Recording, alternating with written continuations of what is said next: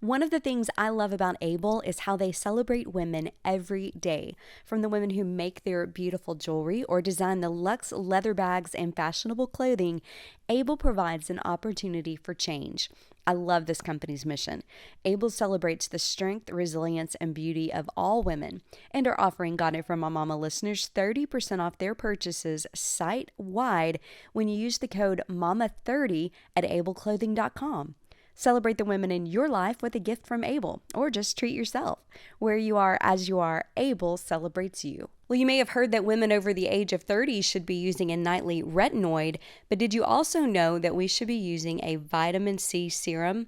Well, during the day, it helps to protect your skin from future damage and boosts the efficacy of your sunscreen. Using vitamin C serum at night helps to promote collagen production, which of course we all need. And I've been using the Barefaced Liquid Gold Vitamin C serum morning and night for several months now, and I've noticed such a difference in my skin since I started incorporating it into my routine. I cannot recommend this product enough. I love it. You can get 15% off your purchase when you use the code MAMA15 at barefaced.com. I was so enamored with Tanner Smith the first time I saw him on the Netflix hit show Love on the Spectrum that I knew I wanted to know more about the mama that raised this joy-filled, kind, optimistic kid who's bringing so much hope to families who have differently abled children. Nicci Smith has a heart for sharing encouragement for anyone on the journey of raising a child with special needs. You'll know immediately where Tanner's enthusiasm and joy for life comes from. He gets it from his mama. Well, thank you so much for doing this. I really appreciate you taking the time. It'll be fun to talk about our favorite subject, kids, right? Exactly. No, I'm so excited. This has been one of the coolest parts of this whole experience. It's just being able to talk about, Tanner's journey from diagnosis to where he is today and just what it has meant for our family and how it's changed us, what it's meant for the siblings, for Mark and I as a couple, and just the faith aspect. I mean, it's Oh, just, absolutely. it's Yeah.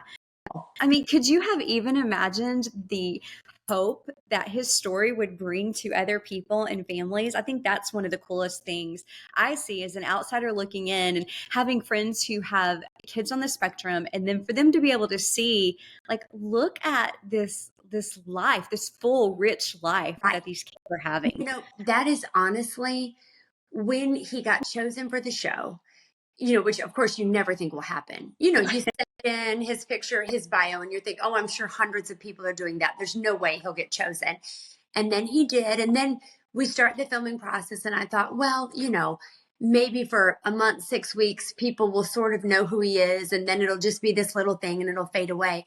But in the back of my mind, I was like, if even if it's just for a short amount of time with just a few people, if another mama who feels the way I felt 20 years ago sees Mhm. him now and the level that he's functioning at, because Tanner has pretty serious deficits. I think more than people maybe realize from Mhm. just what they've seen on the show and what they see online.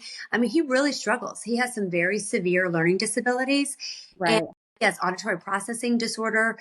Language and communication is hard for him. Mhm. And if that mom can look at Tanner and our family and think it's possible, there are college programs out there, there is employment out there, there is a light at the end of this 20-year journey that we're probably embarking on. I just can't imagine. I never in a million years thought he would have a platform like this, to be able to share that, because that's really what he is to me. I mean, like, Tanner has always been, I've always told people each of my children represents a different part of God's provision for us, to me. Every Mhm. one of them in a different, I mean, even their birth order and the way they came into our world, and like, I just see how perfectly orchestrated God's plan was Mhm. with the way he sent them. And for Tanner, I mean, he's always been for me faith. Just like that's what he represents to me. It's just faith. God Wow. has a better plan. God knows why. God has a reason for everything that he does. And none of this was an accident. And he intended for Tanner to be just as he is. And nothing, obviously, I mean, I was feeling that way just when he graduated from high school and when he was able to go to Clemson Life and when he was able to live independently away from us. I was like, every single thing that I personally did not have enough faith to believe, and that I didn't think could happen, that I didn't think was possible. And of my own power, I couldn't make it happen, but it was happening quietly all the while behind the scenes. God was just answering prayer and probably just laughing, just like, I Exactly. Yeah. just let me have him and back off, and I'll Yeah. get to it. So, but yeah, Tanner is to me a walking, breathing demonstration of God's faithfulness. I mean, that is what he means to me. When I look at him, I just think, wow, God is in the miracle business and he has a purpose, a very specific one for each of us. And he really intends for you to be exactly as you are. Because Exactly. I've always, I think for many years, I really kept thinking about in terms of like fixing and in terms of we have to make this better.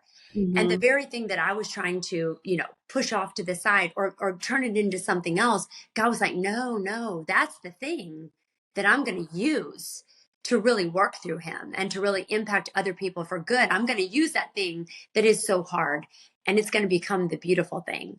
So it really is. But yeah, that is, That's amazing. Yeah. I'm just so thrilled that, and I've Yeah. gotten DM after DM. I haven't, honestly, I haven't gotten around to answering them all because I can hardly breathe with all that's going on, but it's on my, I mean, it is a to-do list from the sweetest women. I mean, they make me cry.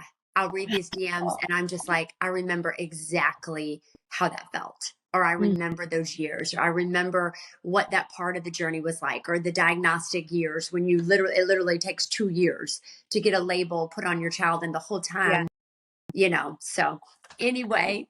When you think back to having been in their shoes at that stage, Mhm. would it have been a wonderful thing for you to have seen Yes, what they are getting to see with you and your highly functioning child? absolutely. And, that's kind of when Tanner was diagnosed in '01, we started seeing signs in like 99, but like 99, 2000. And then I'm sorry, he was diagnosed in '02.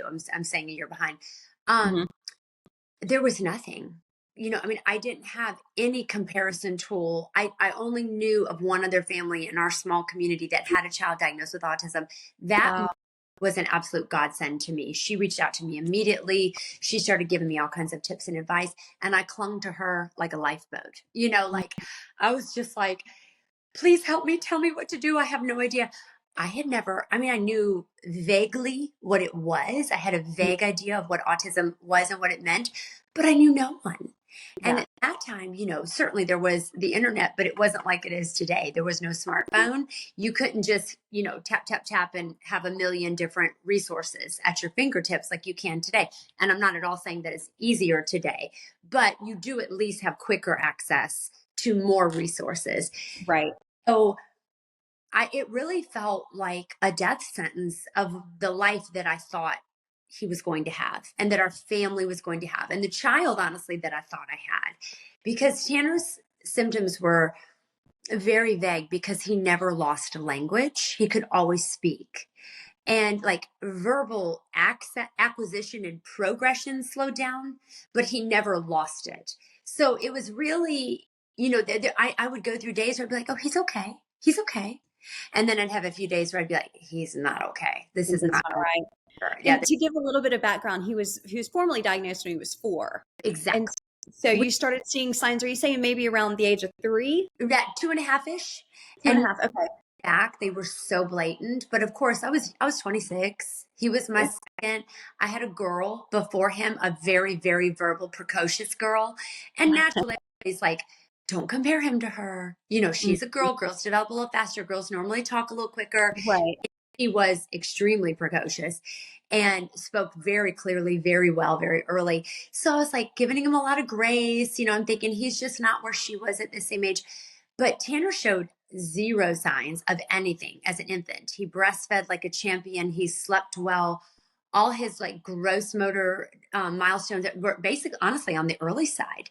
He crawled, sat up at like 5, 6 months, crawled at 7, walked at 10. Always very loving, warm, and affectionate with my husband and I and his sister and his grandparents. And so it was around 2.5. We were building this house that I'm in now, and I was pregnant with my third. And I just started noticing that his demeanor was changing. He was just getting very serious, very quiet.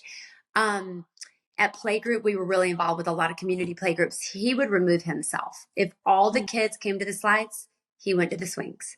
If they came over to the swings, he went to the slides. And he didn't engage in any kind of like, physical behavior with anybody. He just kept removing. And I remember too, like I would drop him off at church nursery or preschool, and he would cry when I would leave him. And it was like this heartbroken, as a mom, like, like when they're really hurt, when they're faking, you like little gut, okay, they're going to be fine. As soon as I walk out of this door, they're going to stop crying and start playing. Right. He would cry like he was mourning for me. It was so, wow. And he had some very odd attachments. Like all kids might have little things they're attached to, but he acted like his life depended on it. He had this blanket. He had these 2 shirts he would wear, only 2 shirts. And he would just act like he was just, devastated if you change those routines. And then as those things were the first, like very kind of not so clear things. Mm-hmm. And then we started with the lining things up and the very odd play patterns and hyper focusing on things. Those were the days of DVD and VHS, that he would hold like the DVD cover and just stare at it. And I would study it like he was studying for an exam. And this is after a little boy. And I was like, that's so odd. Like he would just hold it and he would turn it. And then, it was a progression. Then we started into more obvious, self-stimulatory behavior. We started with some flapping, a little bit of toe walking, some strange head posturing. He did a lot of kind of odd tick type things with his head. And then he started really slowing down like his conversational skills. He was speaking fine. He could state his needs. He could express himself, but it wasn't, how like there's that explosion between like 2.5 and 4, while all of a sudden it's not just little, 2 or 3 word exchanges. They start having conversations with you. That did not come. And it was sort of like we hit a wall. He was developing so normally, and then we kind of hit a wall, and it really slowed down and then even regressed a little bit because I think he was so checked out. And, at the time, being very young and very uneducated, and, I also had a 4-year-old and was pregnant. Oh my God. That's what I kept thinking about as you were telling that story. I'm like, all the while she's pregnant and, like what's going on with my child? Yeah. Right. You're thinking about this new baby that's coming along and dealing with that. And you're getting a marriage. My husband's working 2 careers. We're building a house. And I kept not wanting to believe it. I kept thinking, surely not. Surely not. I mean, when I had him, I was healthy as a horse. I was 26, had an uncomplicated pregnancy. My husband is very healthy. Everything should have been great. And for sure. I just kept thinking, there's just no way. There's just no way something's wrong with him. This just can't be. But it got to be the point where I couldn't deny it anymore. And I finally started videoing him. In those days, it was a little camcorder thing. Yeah. And I was like, I've got to show this to my pediatrician because we weren't catching it in the office. Like we'd go in for short well checks and stuff, and he wouldn't do the things in the office. And there's only so much time. So I started videoing. And when I did, and I took that to her, she was wonderful. She immediately said, oh, wow, wait, I don't like what I'm seeing. We need to start evaluation immediately. So we started speech and occupational therapy, and we got going on that like immediately. We just put him in with a speech therapist and an occupational therapist. And that is another thing I would tell every young mother who's suspicious or concerned: start early intervention, early intervention, early intervention. Like we did not waste a moment. And at least it was true in our case. I feel like the groundwork that we laid from ages 3 to 7 is also such a huge factor in where he's functioning today. Wow. Because we took those 4 years and basically ate, breathed, slept autism. We did mostly, not only, but we did a lot of ABA. We had a team of girls in the house. We turned our guest room into a schoolroom. We had 4 girls that were here 35 hours a week working with him, and pretty much ran a little business, out of the house. We took him out of school, brought him here, and then we slowly integrated him back into school with a shadow, supported at first and part-time. And then we went to supported full-time, and then we pulled the support out. So, I mean, I just can't overemphasize the importance of jumping on it while that little brain is plastic and things are learning, and they're in that normal developmental stage anyway. It's so much easier to reroute behavior and to Right. stop in its tracks than it is to let it become so ingrained and then have to come back and Mhm. redo it. We did a ton of OT. We did speech. I mean, back then people were really big on the gluten-free, casein-free diet. We tried Mhm. that. We did biomedical intervention. We did chiropractic, you name it. If I could find it and we could possibly afford it, we did it. You did it. And looking back on all that, and this would like be another thing I would tell young moms, I don't regret it because it gave me peace of mind to know that I was trying my very best and I was giving him everything that I had. But what he really needed, like all children, was just consistency, boundaries, love, accepting him for where he was, finding that balance of pushing for his best, but not over pushing to the point of frustration. That is such Mhm. a parenting fine line. You know what I mean? Like pushing your child to be the very best that they can be without taking them to the point of frustration and also letting them know that you understand when they fail. Right. I don't think I did a very good job of that for a long time. And mostly, I think that was driven out of fear. I was Mhm. just so afraid of his potential outcomes. And I felt like this urgency of, I have to make sure that we're doing every single thing and I'm not dropping one ball because we have to give him best outcomes. Mhm. This has to be, I just have to get him through this. And looking back, I'm like, I probably should have chilled out a little bit and just pulled him in my lap, and loved on Yeah. him, and just been like, buddy, it's cool. We're going to make it, because Well, I thought you were so vulnerable in the show, and that was one of the things you said that I thought was so interesting when you come onto the show and you tell the basics of when he was diagnosed. But you said, I spent almost 10 years trying to fix him, and yes, all I really needed to do was let him be well, himself. and it really, and it was just, it was such like a, I don't know, just like a lightning bolt kick in the face kind of moment when I realized that honestly, like I said, he was formally diagnosed at 4. Mhm. And it was like the middle school, early high school years. So we're talking somewhere between, 12 and 15. We kind of went backwards during puberty. We had made a lot of progress during the school years. And then like most kids, puberty is a little bit of a spin out. It's harder when you have developmental Yes. delays and intellectual differences. Everything's just a notch more complex, more difficult. And we were going through a really, really rough patch and things were not clicking. We were not doing well in school. The auditory processing was really holding him back from taking the next few jumps academically. You're getting just some erratic behavior with puberty, some moodiness, all the things that come with it. Mhm. And I just remember that being a very low valley point, just like a really depleted. I'm exhausted. I have been fighting this battle for a long time. I don't want to do it anymore. I just want him to be healthy and normal. And I don't want to deal with all these things. I am so sick of evaluations and therapy offices and paperwork. And, you do it so much of it for so many years. And, most of them want you to start from pregnancy. And you're just like, when you've done that, the 15th time, you're like, I don't know, just help me. You get to that point. Exactly. Yeah.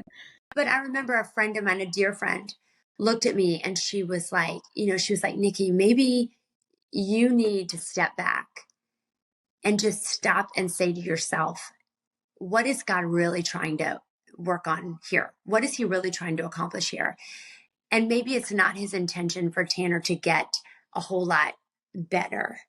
What could you accept him and love him and be fully okay with him being just as he is today with no improvement? Can you just say, this is what God intended for his life? This is where we're at, and we're going to be okay with that. And I remember when she asked me that, and it was such like a raw, honest question, my immediate gut reaction was, hell no, I can't, and I won't, and I don't want to. This is my child. I don't want to do that. I want him to be whole. I want him to get married. I want him to have children. I want him to play sports. I don't want that outcome for him or for us, to be honest. I said, I don't want to have this for the rest of our lives. It's hard. And then I remember after we had that conversation and I had those thoughts, I didn't express them, but I had the thoughts. I remember just laying on my bed and just looking up at the ceiling and being like, oh my gosh, I might have to. Like, I might not have a choice because we have thrown every dollar at it. We have taken him to every specialist. We have done the things. Like, there's nothing more we can physically really do. I don't know where else to take him. He's in a special school. He had home therapy. We did it all. And maybe I really do. Maybe that really is what I'm supposed to be learning, that this is not mine to plan. He's not mine. And I just remember thinking, like, okay, you know, what else am I going to do? What else am I going to do but just accept the fact that my little boy has these differences and he is not the norm and life is a little harder for him, but I can't let it destroy me, and I can't let it destroy our family, and I can't let it destroy my marriage. And I just have to say, okay, God, he's your child. Let's just take a step back and just be good with it. And I am not kidding. It was literally like the next week after I prayed that prayer. I mean, it was extraordinarily fast. We had a couple very significant things happen, and his trajectory just started going up. With so many people coming in and out of the podcast studio, aka my living room, it is important that we keep Tucker smelling good and looking handsome. Thank goodness we discovered Coat Defense's daily preventative powder. It works like a dry shampoo and it eliminates the bacteria that causes odor in the first place. And unlike a typical deodorant or spray, Coat Defense is healthier. It doesn't mask odor, it eliminates it. Tucker's friends at Coat Defense are offering you 15% off to try this daily preventative powder or any of the other awesome products they offer for your pet's health. Just use code MAMA15 at checkout. One of them was a cross country race he was involved in that he did astronomically better than I would have ever thought he could. His grades came up. He had a few successes at school, kind of came out of the rough patches of puberty, and just, it was just like this steady improvement. I mean, just really like a road up. And I just remember thinking, oh my gosh, I am watching answered prayer, you know. And then we went on. He did graduate from high school. He graduated with a diploma, definitely was, special circumstances, but he has a high school diploma. And then we took a year off and he worked. He worked at Chick-fil-A and a little cafe at our church. And it was an extraordinarily good year. It was good for he and I. It was good relationally. It was good for him life skill wise. He learned to handle himself outside of the home and without the support of teachers, and just interacting with other people in the community and making friendships that were organic, that were not just from mom and dad's friends. Mm-hmm. And he grew a lot. And we went through the Clemson Life application process that year. And then he got that acceptance letter. And that was, I thought, the pinnacle of his life at that time. I thought, we'll never do anything bigger ever than Clemson Life. And it was huge. I cannot, obviously, I say it all the time publicly. Can't say enough about that program. Can't say enough about, other programs like it. I wish that every child with a difference in America could have that opportunity.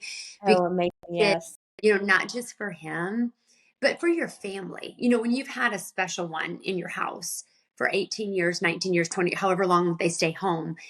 I mean, it's a whole family thing. It impacts the way mom and dad are. It's a financial stressor. It impacts the way the siblings relate to each other.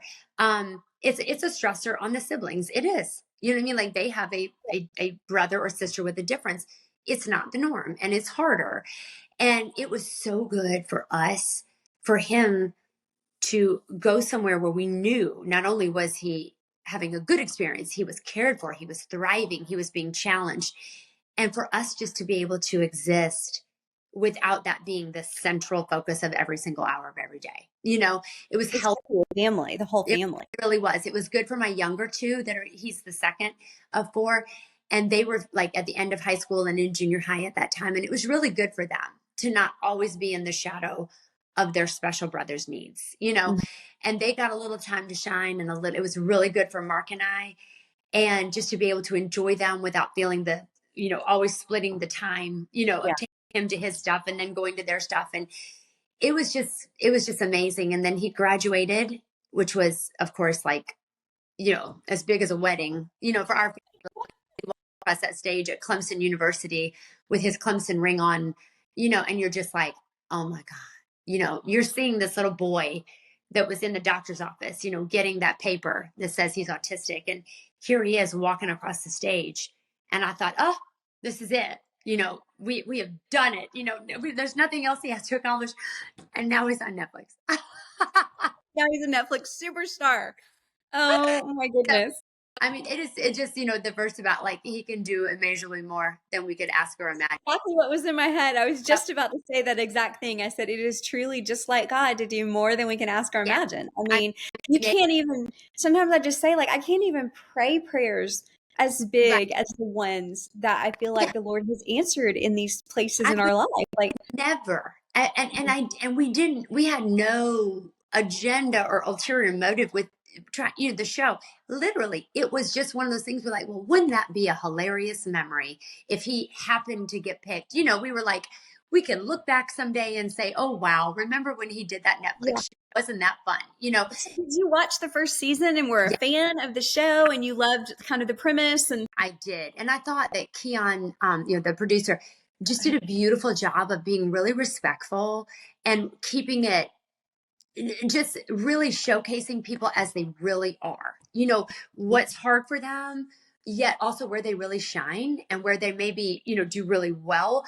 And I felt like he hit that balance because a lot of times, you watch things on TV and you're like, that's not very realistic. I felt right. like he really does a beautiful job and just showing these people how they are. Yeah. And I could so relate to it, having an autistic person and knowing a lot of them. Um, and so I had watched both Australian seasons and the first US season. Oh, okay. Okay. Yeah. And of course, anything that's, particular to autism, I'm going to be attracted to and I'm going to check Mhm. out because I'm always trying to learn and I'm always trying to get other people's perspectives. And you gain something from everybody you interact with. I've learned more from other autism moms than anybody. No I shade. like that. Mhm. Teachers, they're amazing too. But the moms are where it's at. Yeah, the moms who are walking the walk and Oh, knowing have been in the shoes literally. What was the process to get him on the show? honestly, it was an Instagram casting call. And it was just a post that Northern Pictures, that's the production company, put out. And they said, if we are going to be filming in the southeastern United States, and they named the cities, and Greenville, South Carolina was one of them, or they were looking, to film in these cities. And they Uh-huh. said, send in picture and a brief bio, age, vital statistic information, and maybe, and I did, and got an email that day. The And same day. same day. They were Oh, like, we're wow. very interested. We'd love to talk to you and to him. And I was like, okay. What did he think? Did he even know? Like, had you said, okay, Tanner, I think I'm gonna, Yeah, or had he watched the show? I had showed him the show. Honestly, he was never that interested in it. He's a big animation guy. A big white guy? Animation. Oh, He animation. Okay, yeah. yeah, likes movies and he loves to watch things that are cartoons. I mean, he does watch some other things. And he had seen like snippets and bits and Mhm. pieces and he knew what it was about. And of course we said to him, Tanner, would this be cool? Because he had not dated. He'd been to like formal events and dated Uh-huh. throughout high school and his college years, but never on a real romantic, like I asked you because I'm interested in you. It was Mhm. more of a Mhm. friendship setup type of thing. And I said, Tanner, we had been talking about dating around that, he'd had a couple girls he thought were cute. I said, would this be a cool way to just see what happens and see if you like it and just, at the same time have an adventure? And he's so outgoing. He loves to meet new people. He just likes people. He's Yeah, very, and he was like, sure, I'll do it. And he's zero inhibitions or camera shy. Like, that's a beautiful part, at least of his particular brand of autism. He has absolutely zero thoughts of like, how do I look? Am I cool? He doesn't think like that. He I just, love yeah, and it really is just a beautiful part of who he is. He's all learned so much from that. absolutely, he doesn't worry like, how's my hair today? Am I having a little breakout? He doesn't care.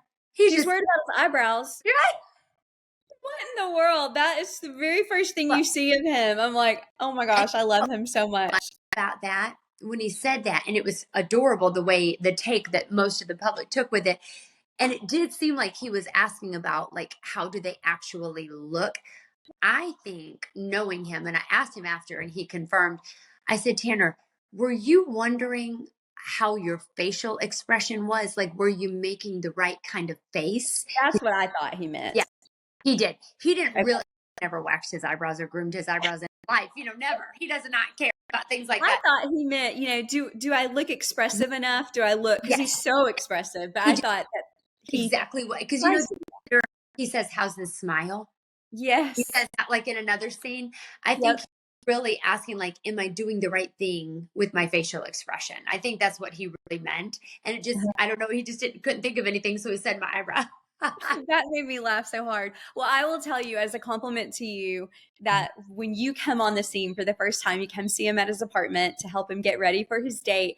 And I just immediately, this podcast is called Got It From My Mama, but I was like, oh my goodness, he gets that joy and exuberance from his mama. Like it was so evident that that is the model that you have been for him on Well, his journey. that's so sweet of you to say that. It means a lot to me because that was one thing I was really convicted about at that same time that I had the kind of like the realization that I just need to accept this situation and genuinely, truly give it over to the Lord and just let Him have it.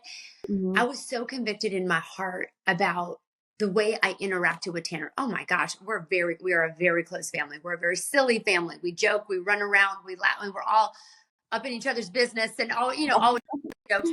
But I know for years, and it was because I was so heartbroken, I always felt like he was absorbing frustration and stress from me, not at him, but at his circumstances and Yeah. at my fears for him were coming out.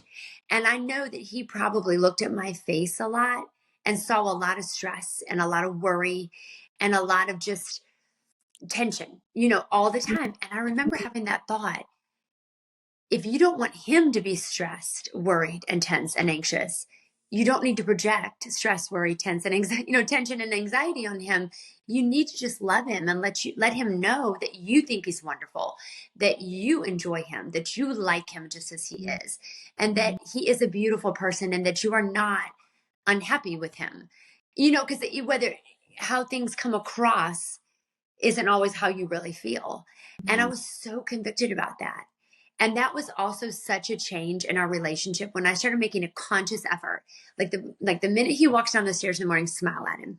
Like the first thing he should see is a welcoming, loving mom smile, not Mhm. a tense mom thinking about, okay, we have to go to this appointment and then we have to get the schoolwork done and then we have to practice these skills. And, I don't need to be doing that to him. He's a little kid, or he was a I young, think that's just good parenting advice in general. yeah, Whether you have a significant diagnosis, like you're what right. your family dealt with that, but I think in general, that Yeah, we can admit whatever our frustrations are. Maybe they're even work or life frustrations, right. but particularly even parents who are concerned about personality traits they see in their Yeah, kid, or I have friends whose kids have gone through a goth stage or something like that, something but that they are admitting their fears and their concerns and their worries. And what it says to those young people is they don't like me the way I am. absolutely. And I Mhm. was so convicted about that. And I thought, man, I was so convicted about so many things. And I know when the kids were little, I struggled a lot with just,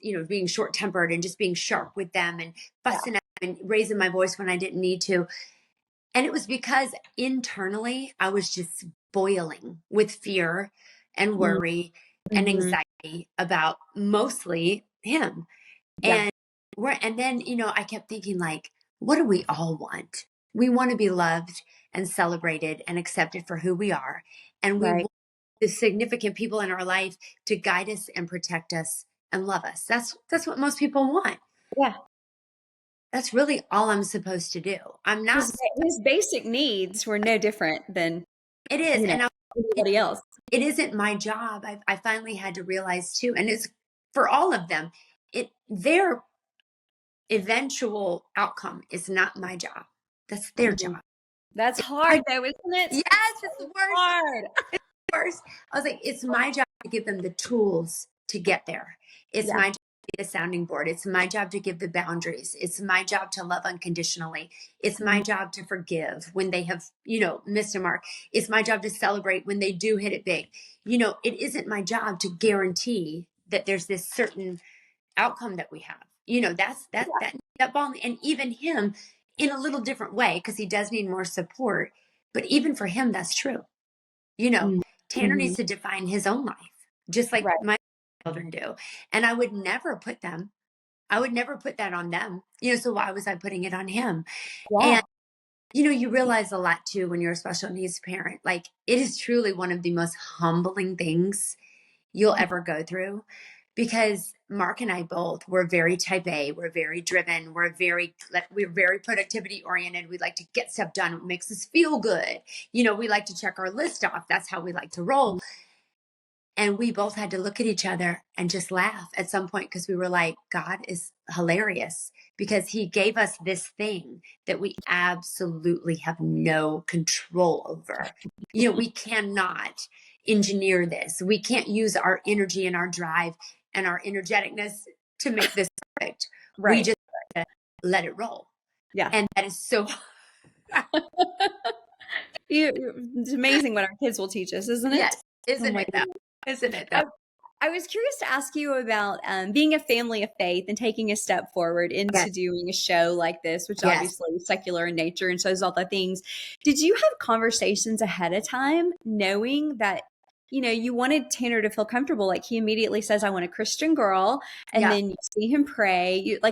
Were you concerned that those types of things would get cut out? Or, I mean, we know I how much editing goes on. I was, and I was very concerned about the editing in general, like Yeah. even outside of that, just because I didn't want them to present Tanner in a false light. And you do sign away you do take a big chance. I mean, anybody Yeah. that's in this, it's a huge chance. You don't know. Because Mhm. you sign and they have that film and Yeah. they can turn it any way they want. But honestly, this is another compliment to the production crew of that show, and Keon in particularly, the fact that he let every individual on that show let their beliefs shine through. And I mean, everybody on the show is different. They all from different backgrounds, which is great. They all have different belief systems or different life outlooks. And he didn't cut it. And I was so pleased that he did not, take that out just because it may not be what mainstream society is necessarily wants to see. But he let Tanner be Tanner. And we told Tanner, you just handle yourself like there's no camera there. And we just kept telling him, all you have to do is be you, buddy. All you have Yeah. to do is be you, because you're so sweet. And everybody, he had this sort of magic before the show, like around Clemson in our hometown. He's been like a little local celebrity, and the people in our town have been so good to him.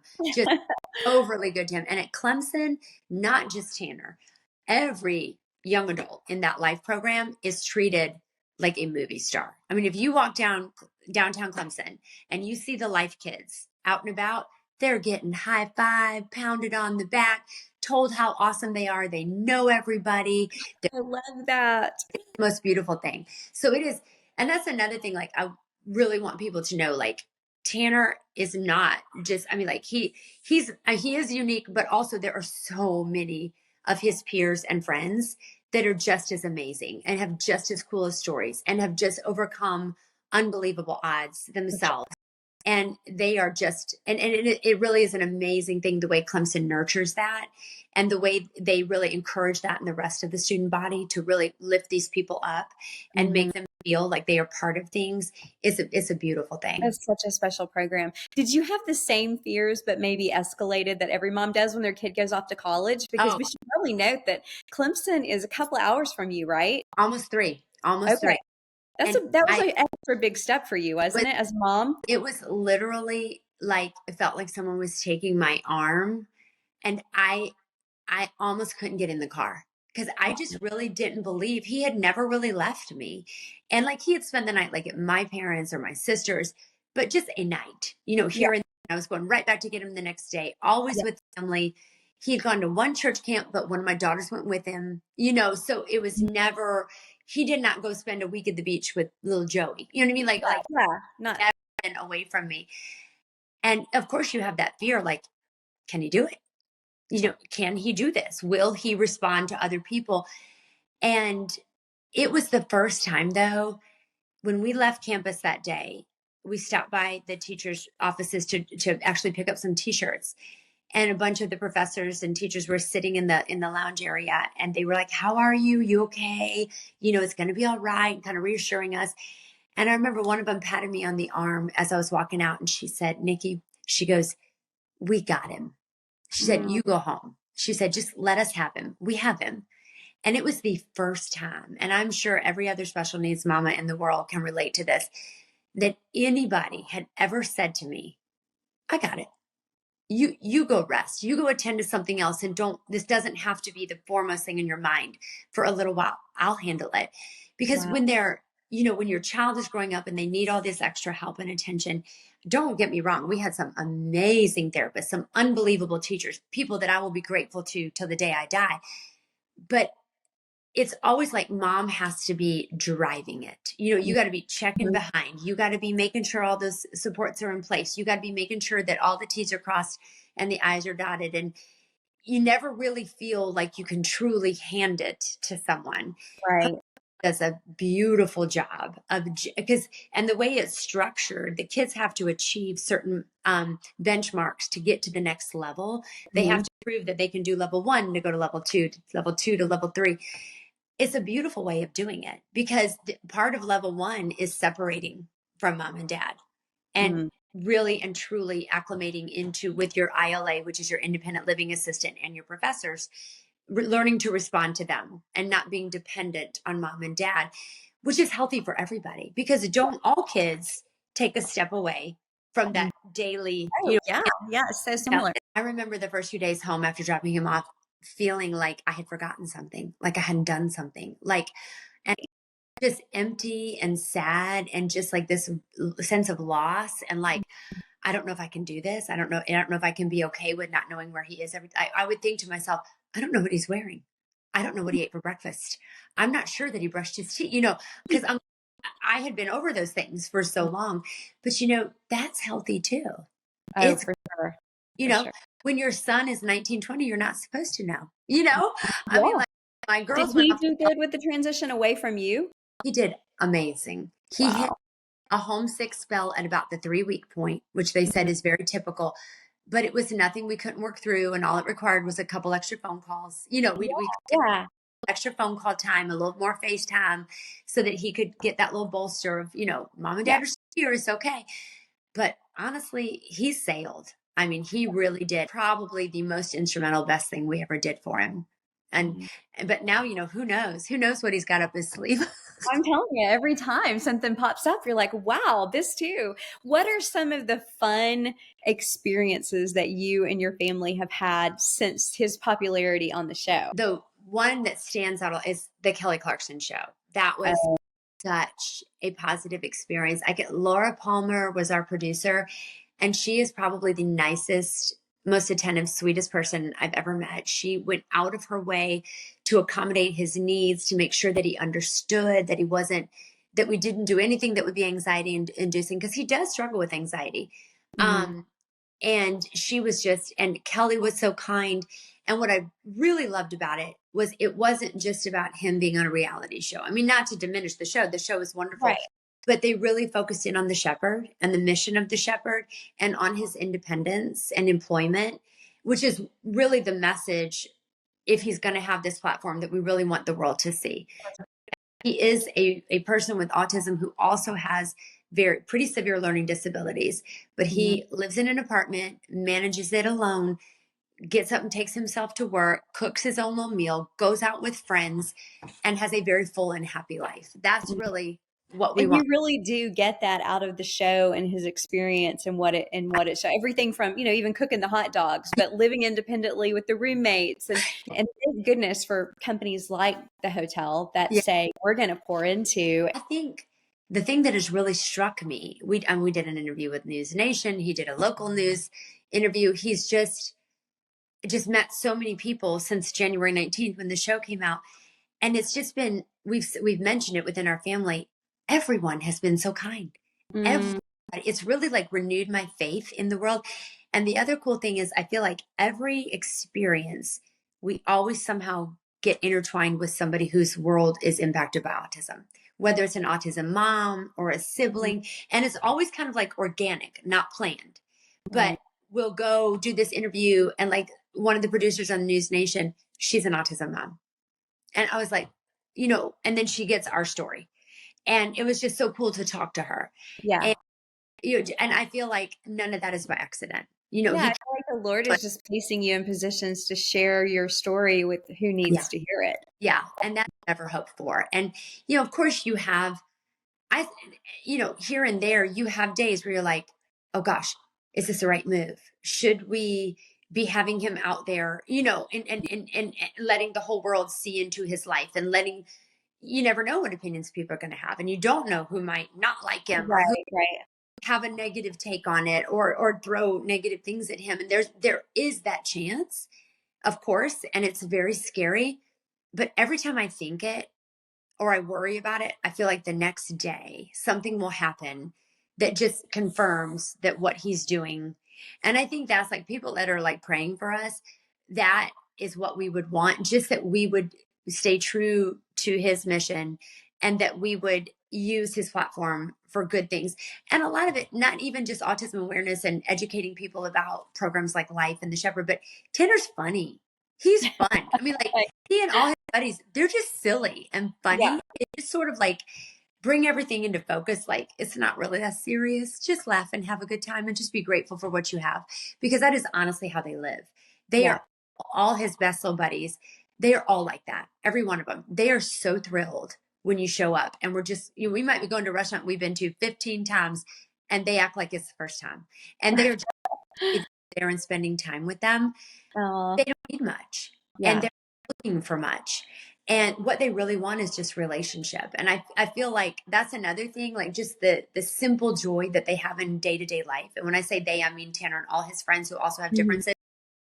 That's, that's really what I want people to see too. Like that's the joy of people with special needs. They just have a little different take on the world and a little less complicated view of what we should be worrying about and enjoying and how we should be interpreting our daily life. They're just so much happier. Well, and again, look how much we can learn Yeah. from that perspective that they have on life, that we have all these other things that weigh on us and keep Yes, us from having that same sense of just daily simple joy that they have. exactly. And that's another big thing that I really hope translates through his, social media posts and everything else. It's more than just, oh, we're just promoting, this show that he was on.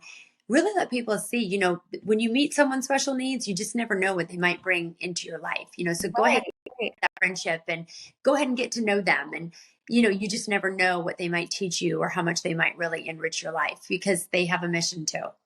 Absolutely. My Yes. goodness, I could talk to you all day. You've shared just so much wisdom in not only your particular situation, but just in being a mom in general. I just feel like there's so many things that you can actually just apply to whatever journey Well, that we are all on, for sure. Are people lining up at the hotel to meet Tanner?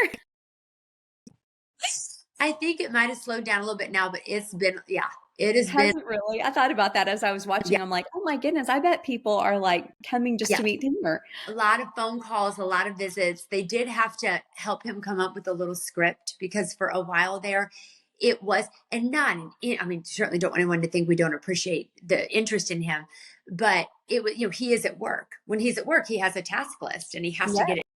And he gets it honest. He's very performance oriented and he will get a little anxious if he feels like he's not getting it done. So Oh, few days there was like a lot of people coming in and it was holding him back and he was really getting worried and he was acting very agitated and his boss was like he's really upset and we finally figured out he's not upset at all that people want it. He'll take 50 million pictures. He yeah. loves it, doesn't mind. He was worried about not accomplishing his tasks and not Oh, getting knew what the job was. Yeah. yeah. And so we Wow. come up with a little, very nice little, he tells people, I can take a quick picture or I can give you a quick high five, but I can't visit for a long time because I'm on the clock. And so once he had that tool, he was good to go. That's all I Like, needed. Yeah. yeah. That's And that was another time where I had to realize he needs support and he needs scaffolding, to know how to navigate these situations because it is hard. It would be hard for anybody. oh, But for sure. and like I always tell people, I'll see people recognize him when we're out and about, and someone will just look at him like, and I can tell they want to come talk to him. And I'm always like, come on, he'll talk to you. He doesn't mind. Like, and he does it. He loves it. He's always like, what's your name? And he doesn't forget it when he hears it, right? Exactly. 10 years later, he'll know exactly what color shirt you were wearing and where he saw you. Family is delightful. And I love that the Lord has given y'all this platform to use, one for education, but for people to see the joy and the outcome and the hope that they too can have, no matter what their circumstances with their kids. Thank you so much. It's so nice to talk to you. Thank you. Hey, do yourself a favor and follow Tanner with the Tism on social media. His posts will absolutely make your day. And if you are enjoying this podcast, will you subscribe and share this podcast with your friends? It is the most helpful way to help us grow and to continue to bring these special interviews at no charge to you each week.